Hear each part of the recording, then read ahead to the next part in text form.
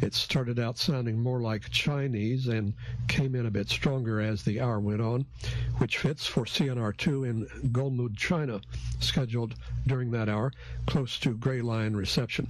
There's one other station also scheduled on 6090. It's the Voice of the Islamic Republic of Iran in Spanish. I was hearing about the same situation the next evening, February 13th. Wolfgang Busche was also monitoring then and found that Iran started its Spanish broadcast after an interval signal at 23:45. There had been some contradictory information about when that would start. Now, Rodolfo Grimm in São Paulo State had heard Radio Bandeirantes on 6090 in the daytime, despite that station having not been on the frequency for 3 years. But it's not the real Radio Bandeirantes. It's a free radio station, or Rádio Livre. Daniel Williams, who's really into the Brazilian pirate radio scene, explained. The program is officially from Rádio Bandeirantes, but the transmitter is not the 10 kilowatts of Bandeirantes. It's some person in Minas Gerais state running a 30-watt transmitter. So you might hear it in Brazil, but certainly, even if it's on the air, other than in the daytime, when we've been monitoring, we would not be getting it in North America.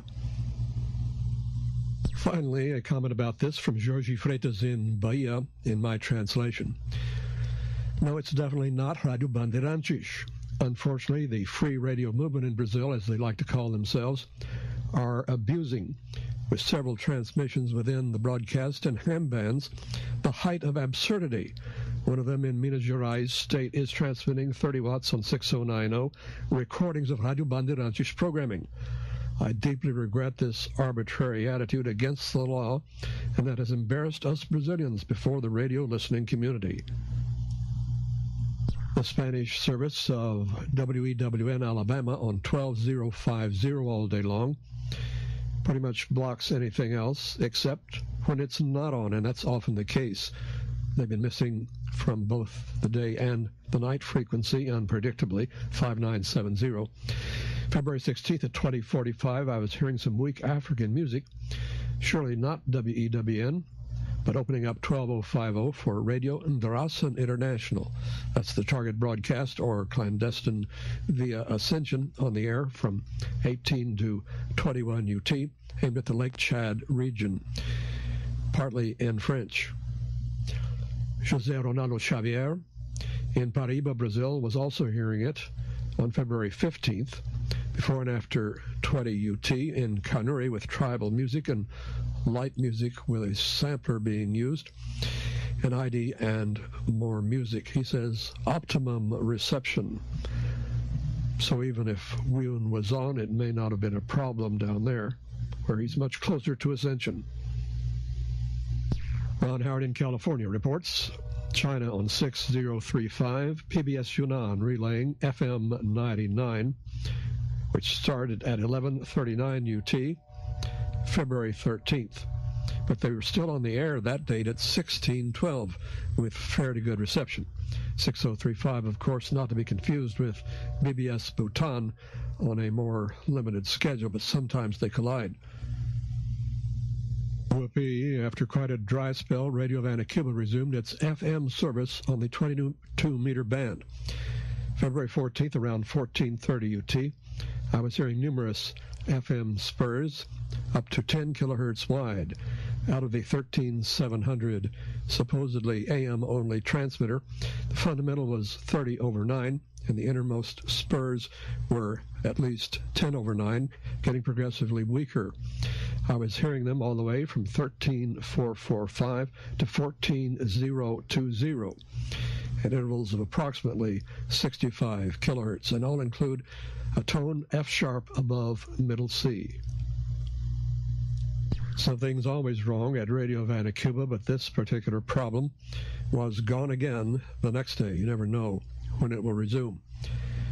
Ron Howard, California, reports RNGE Radio Bata, Equatorial Guinea, on 5005. February 17th, already on the air at 0501. Presume them, non-stop repetitive African pop music and singing, nicely above threshold level audio the whole time, he says, till tuned out at 0535. Unusual to have this nice level of audio and making for enjoyable listening. Last week we had news of a new target or clandestine broadcast for Eritrea Radio Sinit, S-I-N-I-T, thanks to the World Radio TV Handbook Updater. It's a weekly broadcast, only once, 05 to 06 UT Saturdays on 9540 via France.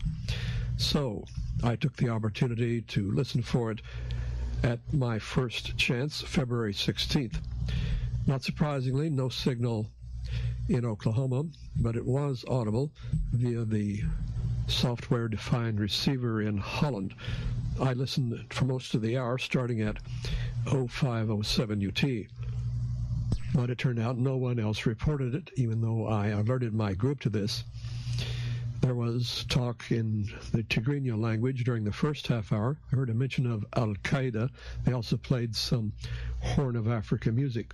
Switched to Arabic at 0530 with even more talk and less music, but some songs. At 5:56, they mentioned Phoenix, Arizona, and many mentions of Amerikia. It was cut off the air a bit incomplete at 05:58.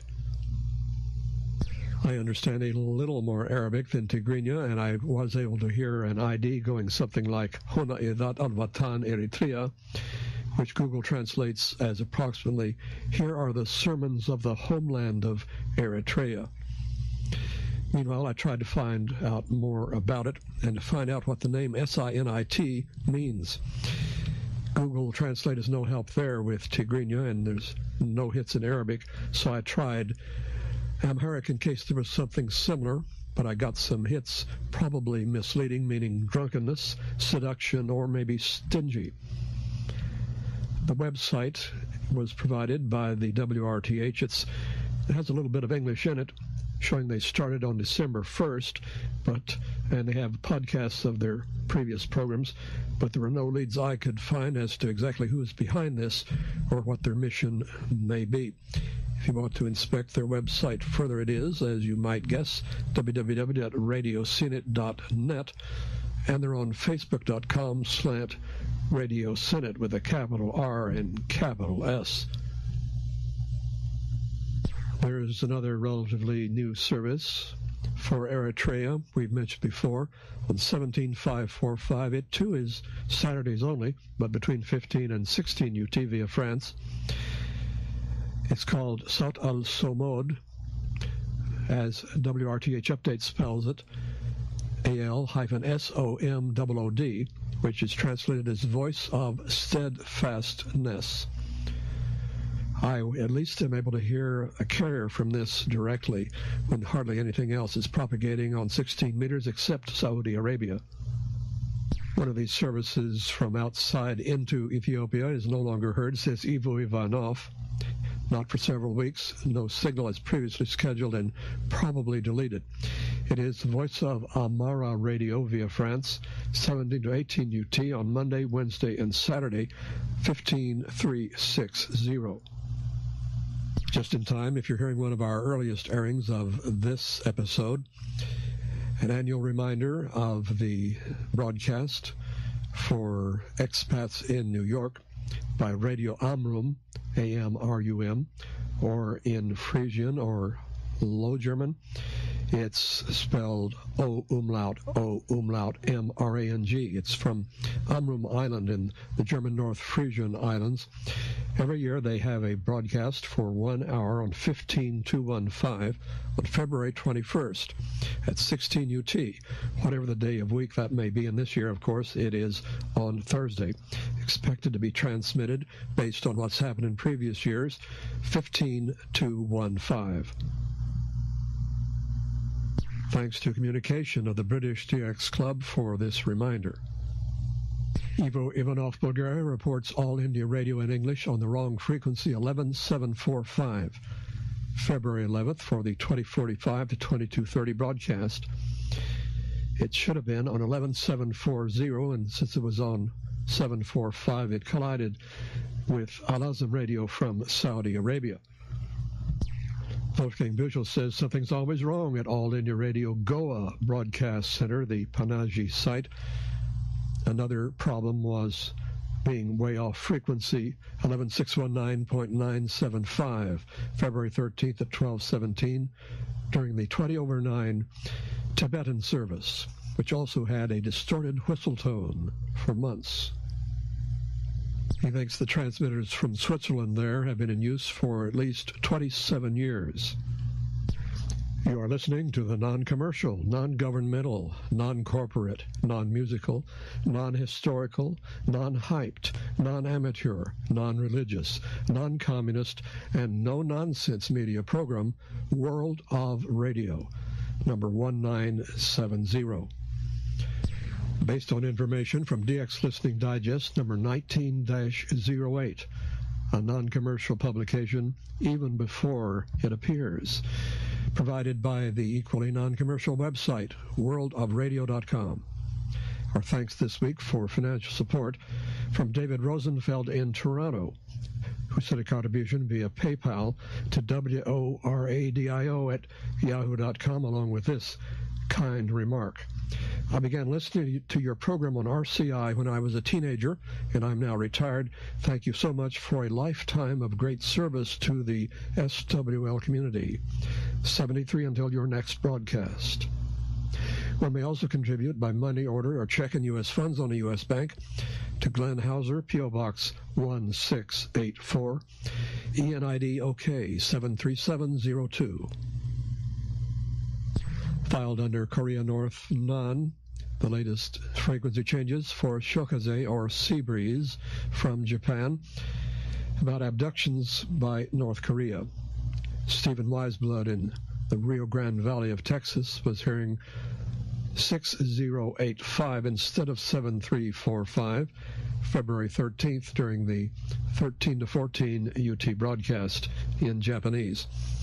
And Rick Barton in Arizona was hearing it Thursday, February 14th, also on 6085 at 13:30, in the middle of their English broadcast on Thursdays only. Ivo Ivanov summarizes the frequency changes which have just taken place at 13 to 14, 6085, replacing 7345. At 16 to 17, 7440, replacing 6095, also with English on Thursdays. And the other broadcast in between at 1405 to 1435 daily in Japanese, which is really a rebroadcast of Furusato no Kaze, is also moved to 6085 instead of 7295. So apparently it will no longer be colliding with itself. Another transmission via Taiwan, as I've reported previously. Last week we had news that Madagascar World Voice, as well as its sibling station KNLS Alaska, had cut certain transmissions in order to save fuel costs. However, additional changes have been noted by monitoring, but they were apparently mistakes. Notably, the English broadcasts at 18 UT of African Pathways Radio on 13670 and the repeat at 20 on 11965 on February 13th were instead carrying Arabic. But the next day, they were back in English, as I noted, and as also reported by Mark Cody in Ontario. Certainly not the first occasion that MWV has somehow played the wrong language on the wrong frequency and or at the wrong time. Both shortwave frequencies of Radio Mali Bamako have been missing for months, 5995 and 9635. It's one or the other depending on day or night. However, in communication of the British DX Club, Dave Kenny reports hearing them February 3rd at 11:10 on 9635 with Cora Music via the remote receiver in the Canary Islands. He says signal and audio modulation were surprisingly good, better than I've heard from Mali for many years. In fact, their modulation used to be just barely audible. He says the audio was cut at 11:20 and the transmitter went off the air shortly afterwards. So anyhow, they may be trying to make a comeback. Keep an ear on the frequencies, 5995 and 9635. Mexico's last shortwave station, Radio Educación, varying slightly around 6185, has usually been poorly received here, not far away, about 2 megameters. If the signal may be fair, but the modulation not so good. On February 15th, we got this news from our correspondent in Mexico City, Julian Santiago Díaz de Bonilla. He says, in translation, since today, XEPPM Radio Education, shortwave 6185, is testing with its old Elcom Bauer transmitter of 5 kilowatts. It seems their 10 kilowatt transmitter is out of order. They're in the same city. It says, I'm hearing it with a SINPO of 5. Ron Howard in California reports on Myanmar Radio 5985, February 13th at 15:59 to 16:04, the Wednesday-only edition of VOA Special English about huge rocks from outer space falling from the sky more than they have in the past, a 5-minute show, came through with a good signal. So he was able to still hear the program after China Radio International signed on the same frequency at 15:59. He says the former time slot for this VOA show of 1540 UT is now all music programming, today with songs from movies. It happened again, UT Sunday, February 17th at midnight, 2 on 5960. I tuned in the mighty Farty KBC via Germany with their hard rock music and detected a subaudible heterodyne indicating there was a second station on the frequency. I could only make it out when they talked for a bit instead of playing the music, and it was in German. Therefore, the voice of Turkey once again left the transmitter on past midnight UT when it was supposed to go off before then as the English broadcast finished. Don't know how long it lasted, but at least it was in the clear by 0100 for the giant jukebox. Uncle Eric had said the Germans were going to get with the Turks about this problem after the previous debacle, but sometimes all you can do is get away from the incompetent interferers ASAP. Radio New Zealand International has kept shifting its schedule without advance notice, so we try to keep up with it, those of us who'd like to hear it in North America, even if we have to stay up all night. A particular note, a new frequency of 7330 from the times rounded off here, 11 to 13 UT on their north-northwest antenna for the Solomon Islands and PNG. That's the only time they had been funneling all their kilowatts in that direction rather than at least partly toward the north-northeast, where we get a much better signal. However, a further change expanded the use of 7330 on the north-northwest antenna to a 5-hour span from 08 until 13 UT, degrading reception in North America. So as of February 19th, from their website, here is the schedule, the starting times for each of their AM frequencies. From 2051, 13840, all the way until 0500 11725, 0700 9765, but for only 1 hour, at 08 to 7330, as I was saying, and at 136115. After that, it gets rather complicated with DRM, different frequencies depending on the day of the week. Voice of Nigeria has made some further changes in addition to those mentioned last week. 15120 was heard in the AM mode at a new time in Hausa, perhaps testing on February 14th at 1415, and 1500 says Ivo Ivanov, but they were off the air by 1505. It was also heard at 1425 by John Hode in the British DX Club with good signal and modulation except for a rather loud hum at times. Later on February 14th, Wolfgang Bushel says he was hearing a wonderful English audio from Abuja at 1745 on AM 9689.920 and also at 1804 in DRM around 15120. Ivo Ivanov reports the English broadcast from Radio Sultanate of Oman, 15140, actually relaying their FM 90.4, was being heard again February 15th and 17th. However, it may start late, and on certain days the hour may be in Arabic instead. And of course you'll have interference from Cuba on the same channel. Wolfgang Bücher was hearing Romania's Spanish broadcasts on the 60-meter band, 4900 exactly, February 15th until 0356. Well, the listed frequencies via Galbani are 7410 and 6155. And guess what? Yes, it's a leapfrog mixing product, 1255 kilohertz apart, as also figured out by Jari Savolainen. Last week on Wavescan, there was breaking news from HFCC Tunis about the possibility that Centec would be closing down its shortwave site at Meyerton, South Africa, perhaps at the end of this current season. I've made exact notes about what was said, and you can read them in DX Listening Digest 19-08 via worldofradio.com when it's published, and further discussion about this unfortunate possibility.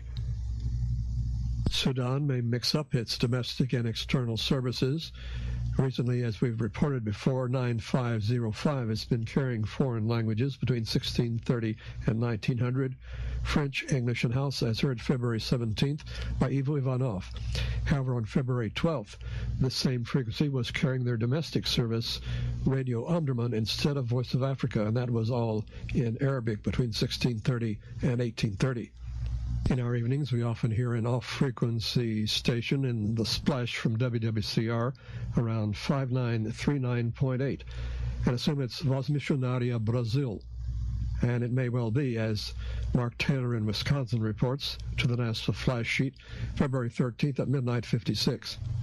However, a bit later, on a slightly lower frequency, 5939.6, he reports Ibra Radio, Sedaya Zindagi, via the UAE transmitter site, February 11th at 0249 in Dari. In the Minnesota DX Club, Scott Blixt reports that according to the bulletin of the Minnesota Department of Transport, a flying magazine, they're planning on shutting down all of their non-directional beacons starting this year. There are 35 of them at Minnesota airports, and this trend may continue in other states.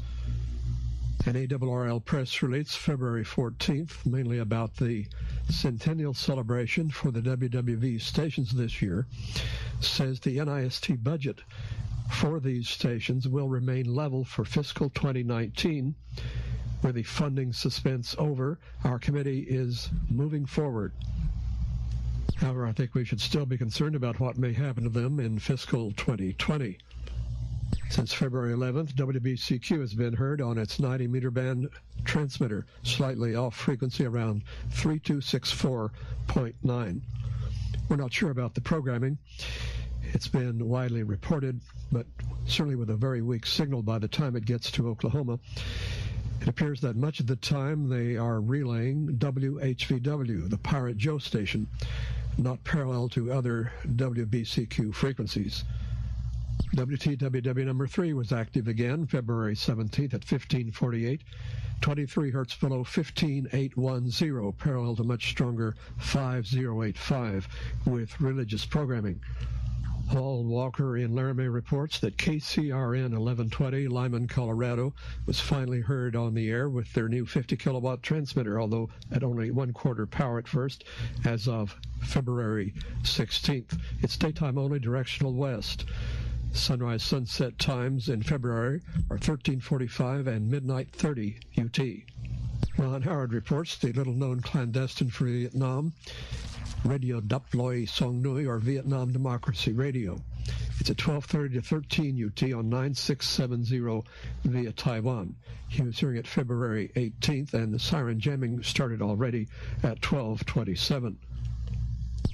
The propagation outlook from Boulder: geomagnetic field activity expected to be at G1 minor geomagnetic storming levels February 28th and March 1st as a result of recurrent negative polarity coronal hole high-speed stream influences, with A and K indices peaking at 18 and 5. Also a lesser peak of 16 and 4 on February 20th. Solar flux 70, except for a dip to 68 between February 27th and March 11th. And so concludes another World of Radio, number 1970. Glenn Hauser inviting you to hear me again next week.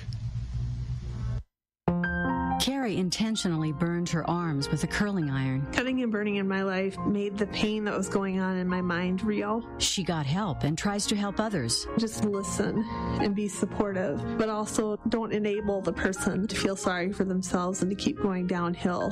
Try to stay away from that by encouraging them. How can you go forward? What do you need to do to make something positive out of this? Who needs you to be supportive? From the Mennonite Churches and Faith and Values Media.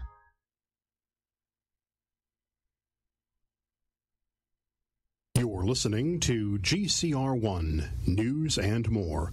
GlobalCommunityRadio.blogspot.com.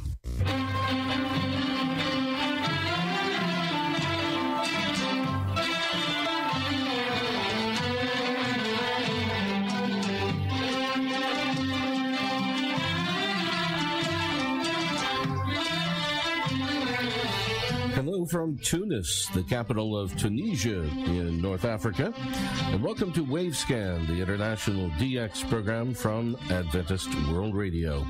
Researched and written in Indianapolis and produced in the studios of WRMI Shortwave in Miami.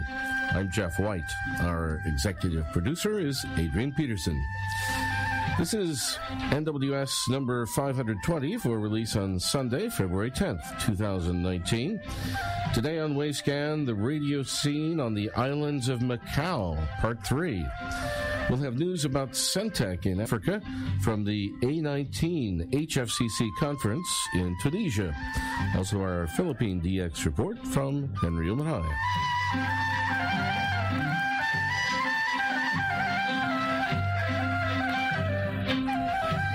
After the end of the Pacific War, shortwave station CR8AA, Radio Club Macau, returned to the air, and it was first noted in Australia on 7530 kilohertz with what was described as a good signal in August of 1945. Their first QSL card was a large, oversized card with an artistic representation of a beach scene along the Macau coastline. More now from Ray Robinson. Thanks, Jeff. 2 years later, in 1947, Radio News in the United States reported that the station was on the air daily with regular programming on 9500 kilohertz with a power output of just 200 watts. The programming content was in 3 languages: Portuguese, Chinese, and English. At this stage, it was stated Radio Macau was planning a power increase up to 1 kilowatt. 2 years later again, in 1949, Radio Macau was off the air by shortwave, though a new medium wave channel was in use, 1270 kilohertz, with again an output power of only 200 watts. Apparently, the shortwave transmitter had been re-engineered for use on a medium wave channel. At this stage, they were promising a power increase on shortwave up to 5 kilowatts. After another 2 years, now 1951, a monitoring observation in the United States indicated that a 1 kilowatt transmitter was on the air from Macau on 9500 kilohertz, though it was not carrying the programming of Radio Macau, but rather that of Radio Villa Verde. This station was heard during the months of April and May only, and the news report stated that its relay on shortwave was simply a temporary fill-in while they were awaiting a new medium-wave transmitter. The shortwave transmitter actually belonged to Radio Macau, not Radio Villa Verde, and apparently its normal usage was for international communication. And would you believe it? After another 2 years, this time during the year 1953, it was stated that no shortwave transmitter in Macau was active with the broadcast of radio programming, and that Radio Club Macau may sometime soon take into usage its 1 kilowatt communication transmitter for the relay of their own medium wave programming. However, that never eventuated either.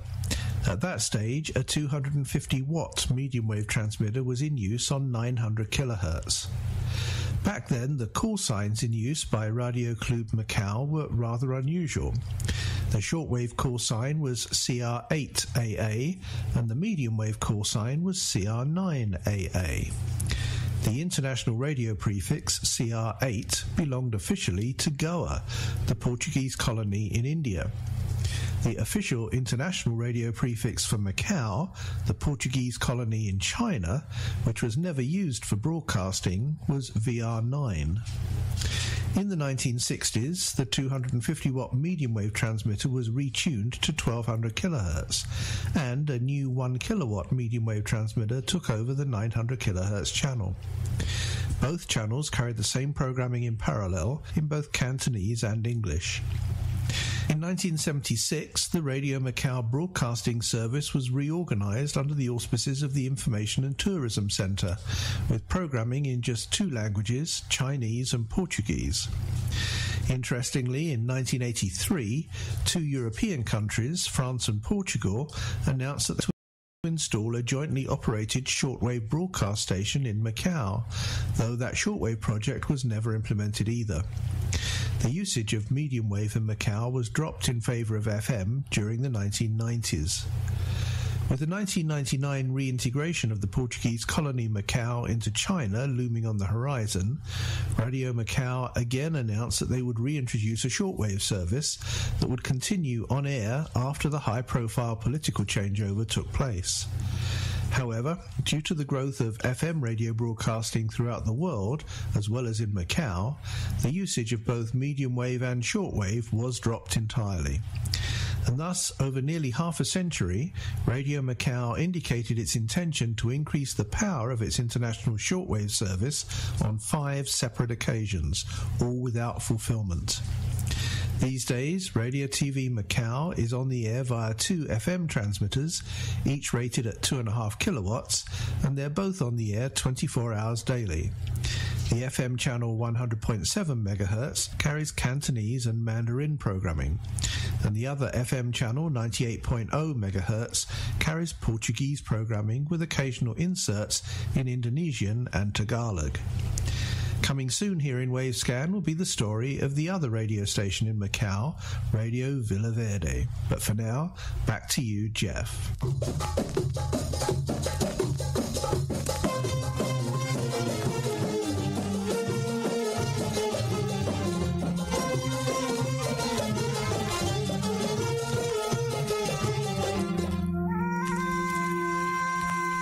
The A19 Season High Frequency Coordination Conference, or HFCC, took place January 21st to 25th in Tunis, Tunisia.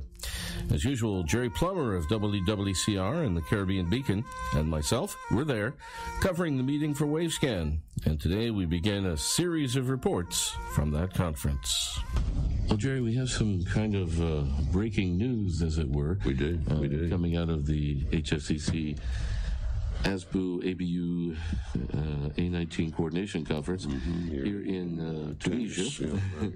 And that involves a major international broadcaster, no? Yes, it does.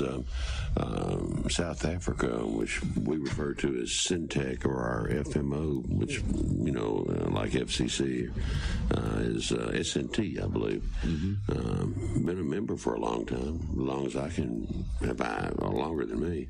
And there's rumor that there may be some possible cessation of shortwave broadcasting from as we know it, Radio South Africa.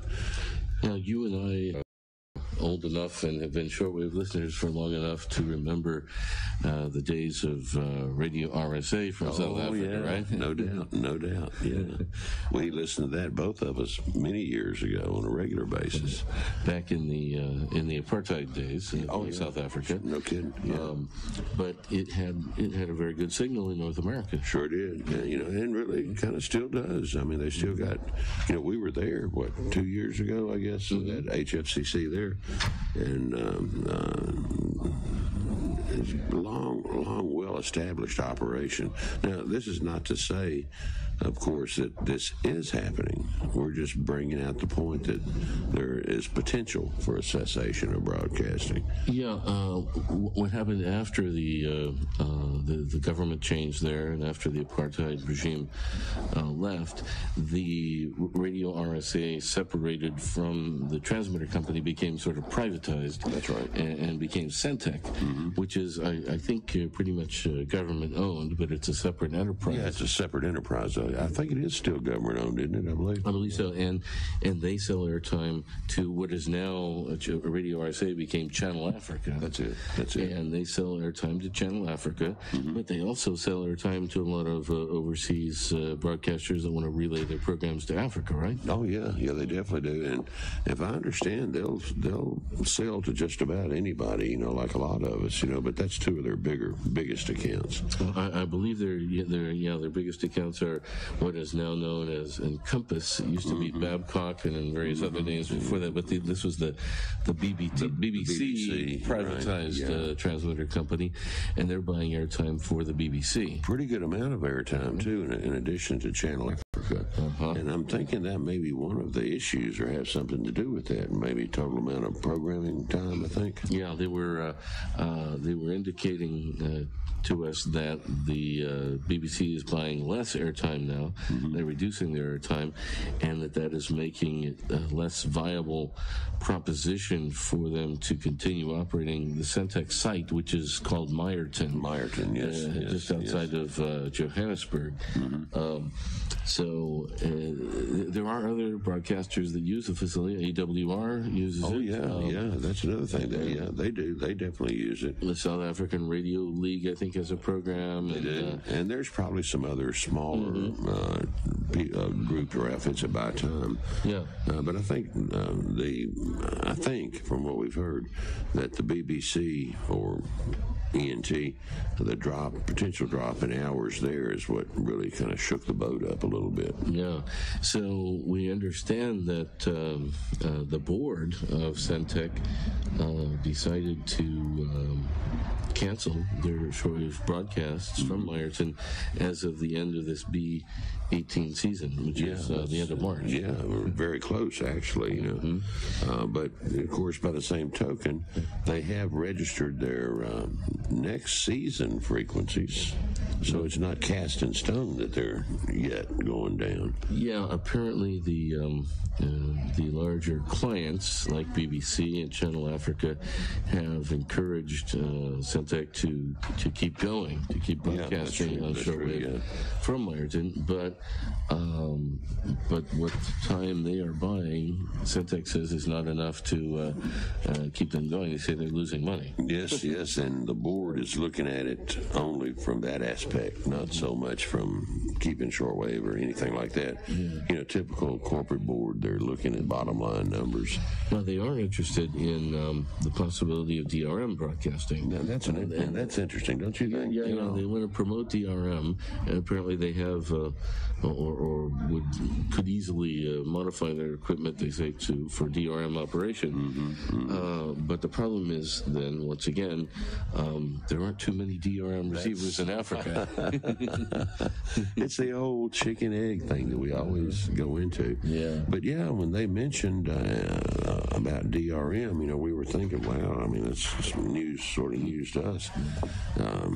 But in addition to their normal attendee, Sikander, that has been here many years, there's also two others that are attending this time. One is more of an accountant type, and the third person, I think you know more about than I do. He's a little more management. He's management. So they indicated that the decision had been made, but that they're still here, trying to see if they can find perhaps other clients, or if they can do a transition period maybe for the ones who could be something like that, who might have to leave, and there is, of course, the possibility that if some of these clients cannot broadcast any longer via Meyerton, if they go off the air, they might look at moving over to M-Globe in Madagascar. Which would probably reach fairly well. That's the M-Globe, they do the same thing. They sell airtime like that. That's the former Radio Netherlands Madagascar radio station, which was privatized when Radio Netherlands went away. Well, M-Globe is pretty active. They certainly, of course, attend here. So I guess if Radio South Africa Africa unfortunately did have to go away, then I would suspect that Madagascar could pick up that broadcast time. Isn't it something, that what's a loss to one is a gain to another? Could be, yeah. Or if they could convince some broadcasters to go with DRM, they said they'd be willing to continue from Syntec. That's an interesting concept. It's the same problem that you and I have talked about forever. Where are the receivers? But again, it's not cast in stone that they're stopping broadcasting at the end of March, but there has certainly been rumor to that effect, and that comes directly from Syntec. Yeah, if you want a QSL card, I'd get it quickly. Oh, just to be sure. That's right. That's right. And this, these things could change. We're only midpoint of the HFCC conference, and this is what we have learned so far, and we don't know how much further we'll learn this time. This time around. Another possibility Syntec was talking about was if some organization, perhaps like Encompass, which broadcasts the BBC, would want to just lease the whole facility. That's the point. Yeah, that's the whole point. Just lease the whole thing and run it from there. And perhaps sell our time. Yeah, and who knows? The price may be such that it could be a feasible. You've seen that happen before. Comes to mind a person I know pretty well that did that at a series of radio Okeechobee, Florida.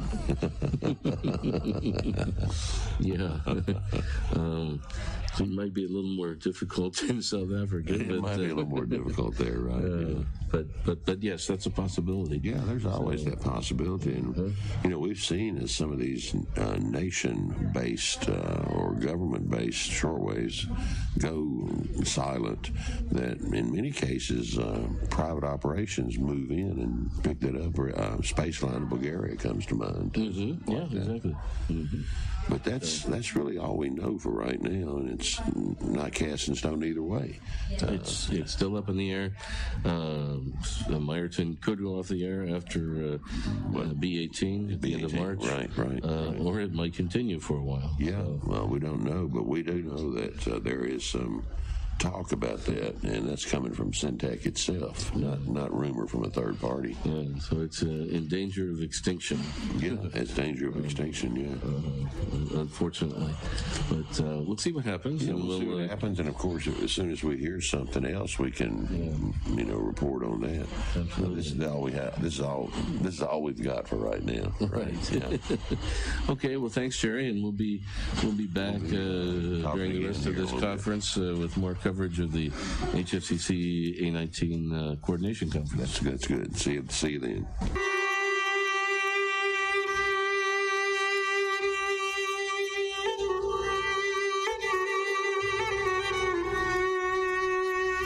That was our regular HFCC co-host, Jerry Plummer of WWCR in Nashville, Tennessee. We were talking in Tunis, and we'll have more from the conference next week on Wavescan.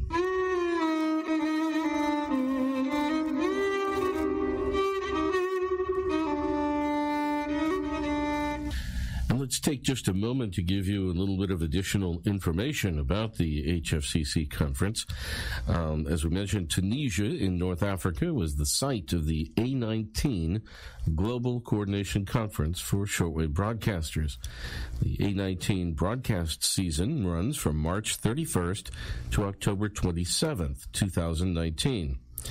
Now, most of the world's major shortwave broadcasters and many government regulatory authorities attend these conferences, which are organized by the HFCC, the High Frequency Coordination Conference, the Arab States Broadcasting Union, and the Asia Pacific Broadcasting Union. The A19 conference was hosted by ASBU, the Arab States Broadcasting Union, which is headquartered in Tunis. Nearly 80 delegates from more than 40 countries participated. The purpose of these meetings is to coordinate station transmission schedules prior to the start of each semi-annual broadcast season, so that no two stations are broadcasting on the same frequency at the same time to the same region of the world. About 85% of the world's shortwave transmissions are coordinated at these conferences, virtually eliminating any potential interference issues before the start of each season. One of the items discussed at the HFCC conference in Tunis was a project called International Radio for Disaster Relief. This project was the brainchild of former chief engineer of Radio Prague and HFCC co-founder Ulrich Chip, who passed away last year. The idea was to arrange for designated shortwave frequencies that are reserved and can be used by international broadcasters in the event of natural disasters such as hurricanes, earthquakes, floods, landslides, tsunamis, etc. Shortwave radio is often known as crisis radio, as people tend to listen to it in greater numbers in the event of emergencies. When disaster occurs, local and regional radio stations, satellite, and internet coverage may be off the air due to damage, but shortwave stations in distant locations can still get through to listeners who have low-cost, battery-powered, or solar-powered, or wind-up radios. In some cases, aid workers distribute these types of radios to affected communities so they can hear shortwave broadcasts. In the event of a disaster, any shortwave broadcaster can register temporary usage of the allocated IRDR frequencies through the HFCC on a first-come, first-served basis. For some time, the IRDR working group has been monitoring the shortwave bands and finding available frequencies in each major band that have been allocated for permanent IRDR use. The goal was to have IRDR frequencies recognized at the ITU level. In September 2016, the HFCC sent a contribution to the ITU-R Working Party 6A explaining the background of the IRDR project and how the IRDR frequencies may be used for emergency broadcasts. In March of 2017, WP6A adopted a recommendation called Use of IRDR Frequencies for Emergency Broadcasts in the HF Bands and sent it to a study group for approval. In the same month, ITUR Study Group 6 approved the recommendation. Michael Putz of Media Broadcast in Germany and chairman of the IRDR Project Working Group says that IRDR intends to raise awareness of international radio for disaster risk management and persuade broadcasters and administrations to reconsider the planned closure of shortwave transmitting sites. Michael reported in Tunis that 2 additional frequencies have been added to the IRDR list. The idea is that eventually all of these frequencies should be available 24 hours a day. You can find a list of the IRDR frequencies on the HFCC webpage, which is www.hfcc.org. Just click on Emergency Radio. But right now, it's over to Henry Umaray in the Philippines with his DX report. Hello everyone, to our dear shortwave listeners, wherever you are, welcome to the February 10th edition of the Philippine DX report number 143. I'm Henry Umaray in Bacolod City, Negros Occidental, Central Philippines. Glad to be back and thank you for listening. Reception logs for January 2019. January 5, China Radio International, 11955 in Indonesian, Pram Kunming, at 1320 SAO 555. January 5, KBS World Radio on 9570 in English, Pram Jimji, at 1331 SAO 454. January 6, Adventist World Radio, KSDA on 12040 in Indonesian, from Guam at 2335 SIO 555. January 6, Adventist World Radio on 11955 in Indonesian, from Guam at 2347 SIO 444. January 6, Radio Taiwan International at 15320 in English, from Tainan at 0300 SIO 555. January 6, KBS World Radio on 9770 in English, from Jim J at 0800 SIO 444. January 6, Radio Japan and 11815 in Japanese, from Yamata at 0930 SAO 444. January 6, China Radio International and 15210 in English, from Kunming at 0940 SIO 555. January 6, China Radio International and 12070 in Filipino, from Beijing at 1138 SIO 444. January 6, Radio Taiwan International 12100 in Indonesian, from Tainan at 1140 SIO 555. January 20, China Radio International 11955 in Filipino, Pan Kunming at 1200 SAO for January 25. Adventist World Radio on 15365 in Lao, Pram Guam at 2300 SAO 555. January 27, Radio New Zealand International on 9700 in English from Rajitaki at 1140 SAO 555. January 27, Transworld Radio TWR on 11965 in English from Agani, Guam at 1140 SAO 555. And January 27, Voice of Mongolian 12085 in English from Ulaanbaatar at 0945 SAO 444. For your reception report, please send to US dollar. Written postage will be greatly appreciated. Send us your comments, suggestions, reception notes, and informations to PilipinasDX@yahoo.com. That's PILIPINSDX for PilipinasDX@yahoo.com. This has been Henry Umadain for Wavescan in Bacolod City, Negros Occidental, Central Philippines. Saying buhay at maraming salamat po.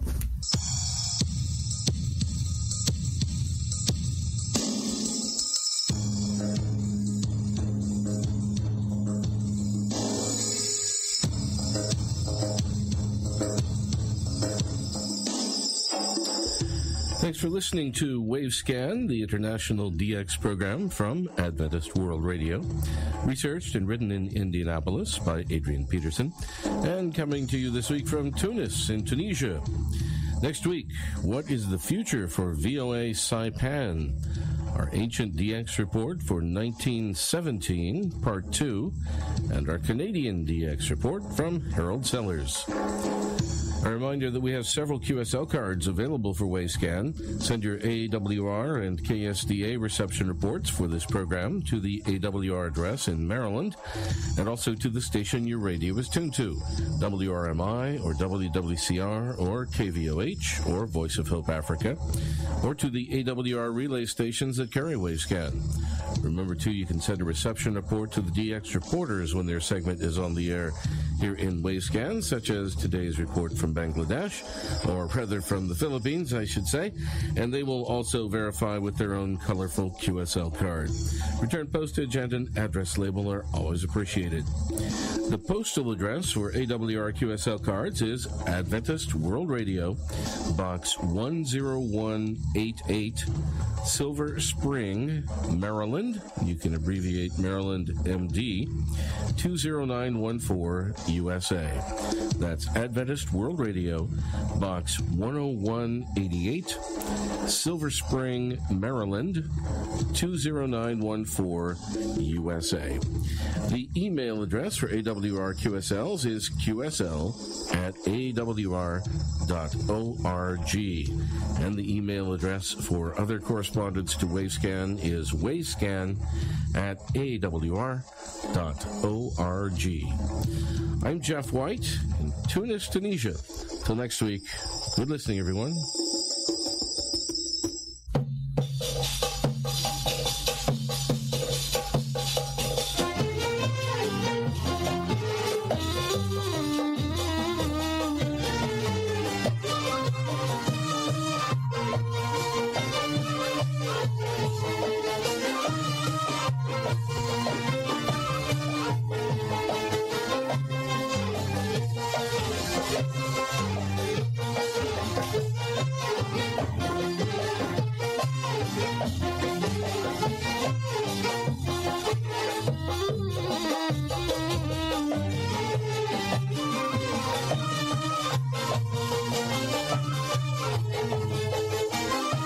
WLRI Gap, Pennsylvania.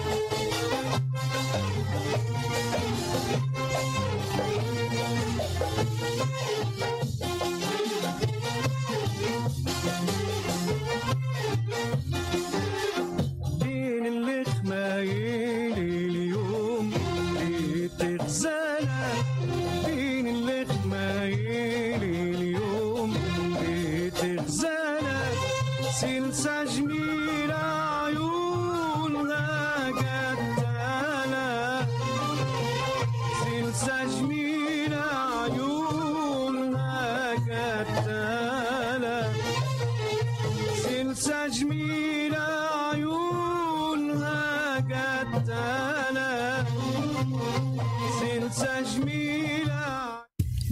communityradio.blog. Pacifica Radio for Lancaster County and the Brandywine Valley. WLRI LP 92.9 Gap, Lancaster, Quarryville. Online at WLRI.org. We're Lancaster Radio Information. Listener supported, commercial free. WLRI 93 FM.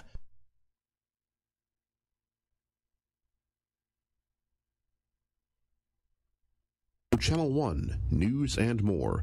Portions rebroadcast on KFZR-LP, Fraser Park, KIEZ-LP, Monroe, KLQS-LP, Agua Dulce, KPDO, Pescadero, WLRI-LP, Gap, WMUU-LP, Madison, WRAQ-LP, Angelica, WXDR-LP, New Orleans, and WXIR-LP, Rochester.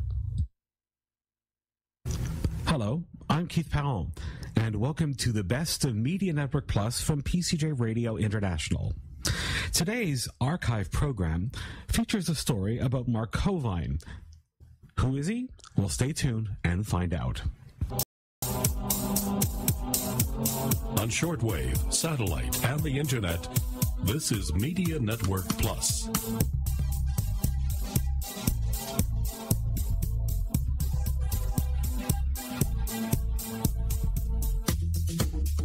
Hello, everyone, and welcome to the program. Last week, before we finished the show, we discovered that the ABC journalist Mark Colvin passed away at age 65 on May the 11th. Mark Colvin, of course, is a name that those who listen to our program Focus Asia Pacific will know very well. He was the host of PM for many years and also worked as a foreign correspondent. On today's edition of Media Network Plus, we pay tribute to Mark Colvin.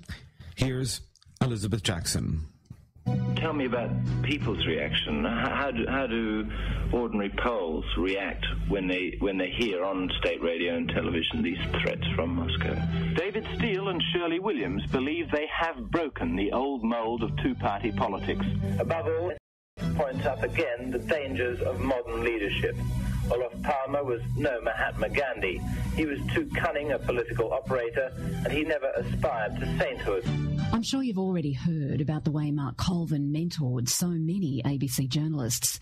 He had a special place in his heart for our correspondents. Today we'll hear their tributes and anecdotes. Colvin looked so harmless. He'd limp around the building, stoop before his time, leaning heavily on his cane, his brow a sheen of sweat, and collapse heavily in his chair. But at his desk, he was deadly, and his beautiful broadcast voice projected his thoughts just as well from his cubicle as from behind the microphone. The cliched intro, "Oh, who wrote this?" The reporter who'd written it would be slouching in their cubicle, pretending they couldn't hear. I used to dread crossing live to Colvin. He always knew so much more about the subject you were reporting on than you did, and he wouldn't stick to the questions you'd sent him.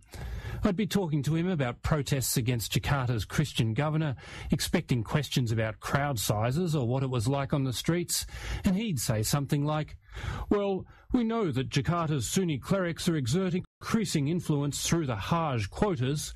What are the Wahhabis in Jakarta telling their followers, and what do the Saudis really want from Indonesia?" There's nothing quite as obvious on live radio as 3 seconds of silence. Jesus, I'll miss him. Our correspondent Adam Harvey on the line there. From my experience in Moscow, I'll sum it up like this. Mark Colvin knew what questions to ask about why something happened and where the story was going before I did, but he was always gracious about it. Thanks, Mark. You will be missed. Right. Our correspondent Barbara Miller is in Lesbos.